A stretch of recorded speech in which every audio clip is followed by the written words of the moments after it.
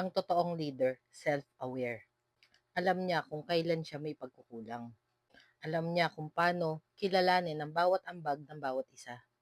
At alam niya na walang maliit o malaki sa trabaho. Lahat kinikilala niya. Lahat pinapahalagahan niya. Kaya lahat tayo, may halaga tayo. Lahat ng ginagawa natin, may importansya. Kahit gaano kaliit ang trabaho mo, may halaga ka. May silbi ka.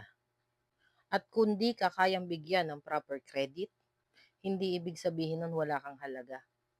May mga boss kasi na hindi nila kayang aminin sa sarili nila na hindi nila kayang mag-isa.